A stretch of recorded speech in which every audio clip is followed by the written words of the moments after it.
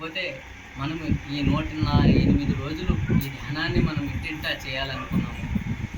ఈ 108 రోజులు చేసిన దానివల్ల మనలో ఎన్నో మార్పులు జరుగుతాయి. మీకు తెలియకుండానే మీ ప్రవర్తనలో మార్పు వస్తుంది, మీ ఆలోచనలో మార్పు వస్తుంది, లేకపోతే మీ నడవడికలో ఇవన్నీ కూడా ఖచ్చితంగా కూడా మార్పులు సహజంగానే వస్తాయి. మీరేం దాని గురించి ఏం చేయని అవసరం లేదు. మీ జీవితంలో మీకు ఇప్పుడు సపోజ్ నాకు ఏదన్నా కావాలనుకుంటే భగవంతుడిని అడిగితే అదొకటే ఇస్తాడు. మనం ఏమీ కోరకపోతే అన్నీ ఇస్తాడు భగవంతుడు. ఆరోగ్యం ఇస్తాడు, ఐశ్వర్యం ఇస్తాడు, ఆనందం ఇస్తాడు.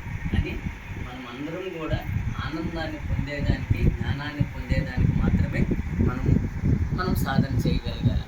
ఈ తుచ్చమైన కోరికలతో ఆరోగ్యం పరంగా, ఆర్థిక పరమైన సమస్యలు, మానసిక సమస్యలు కానీ ఫస్ట్లో వచ్చినప్పుడు మాత్రం ఖచ్చితంగా ఇవే మనం అనుకుంటాం. కానీ అవి కానే కాదు. ఎందుకనంటే మనం వచ్చిందే భూమి మీదకి ఆనందంగా బతకడానికి. ఆనందం అనేది ప్రతి ఒక్క మానవుడి యొక్క సహజ లక్షణం. అంటే ఆనందం ఇప్పుడు మిరపకాయ కారంగా ఉంటుంది, నిమ్మకాయ పులుపుగా ఉంటుంది, కానీ దాని సహజ గుణం. అదేవిధంగా మన మానవుడి యొక్క కూడా సహజ గుణం అనేది ఆనందమే. కానీ ఆనందాన్ని మనం పొందుతున్నామా, ఆనందాన్ని అనుభవిస్తున్నామా, దాంట్లో జీవిస్తున్నామా అని అంటే జీవించడం లేదు. ఎందుకంటే మనలో ఉన్నటువంటి కొన్ని